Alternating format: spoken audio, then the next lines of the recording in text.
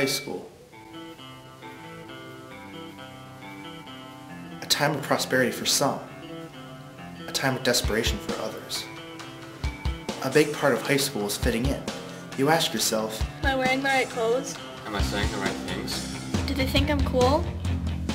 the largest blockade that prevents us from truly expressing ourselves in the way we'd like to is the constant fear of standing out, of becoming an individual, of getting laughed at, of being bullied. Have I been bullied? Yeah, I've been bullied before. Yes, I've been bullied before. Yeah, many times. Oh yeah, definitely been bullied, and I have to say in school growing up, I have bullied other kids too. Bullying just seemed to be the way of the world for kids. It was kind of like a pecking order. So yeah, definitely. I'm not sure which makes me sadder, the times I was bullied or the times I can think of when I wasn't kind to another kid when I should have been. I've been called names, pushed around, punched. Most of it's in jest, but people really don't realize how much it hurts. You see it happen in like locker rooms and in the hallways and stuff, and even in classes when teachers don't notice it. And most of it has been verbal abuse. I've experienced having milk dumped on my head. Yeah. I've seen it happen, and I've jumped in and stopped it and made people feel better. Jamie Nabozny was a target of these rituals, facing abuse for his sexuality every day. All through junior and senior high, he found himself receiving acts of physical violence and mental degradation. But what makes Jamie different from any other case? He stood up.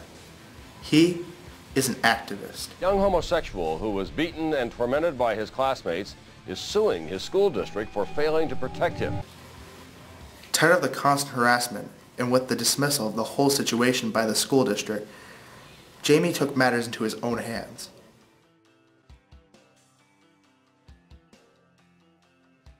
His trial held the first legal view in American history to find a public school responsible for allowing anti-gay abuse. The lawsuit basically stated that all teenagers, whether they are Gay. Lesbian. Bisexual. Or transgender. Deserve a safe learning experience. Thinking back on bullying and when I was in school, schools were a lot different than they are now.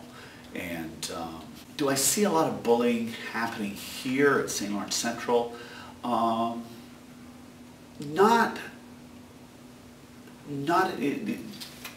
It's not rampant. I've been called gay, faggot, Emo. Mostly midget is the most common one. You know, duck face. Half of them are very inappropriate, but... Goth. Faggot. Right now, I don't think it's that big of a deal. Midget, rugrat, retarded. You know, those kind of things. They think it's funny. They act like it's a funny thing to call somebody a name or say gay or retard. Bullying is a problem, but it's always been a problem. It's not like it's gotten worse except with the increase of technology.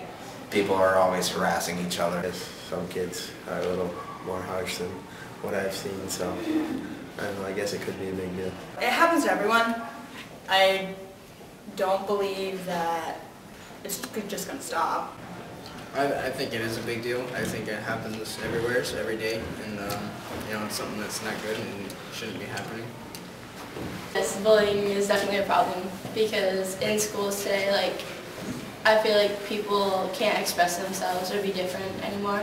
I think people look at me and they think that I'm different and that it's weird that I am. It's not okay, and it needs to stop. Recently, Jamie was named a Human Rights Defender by the Robert F. Kennedy Center for Justice and Human Rights.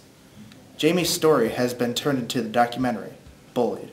And even with everything he's faced, he remains strong, continually inspiring hope in teens that one day things will get better, and that they deserve the same amount of rights and happiness as anyone.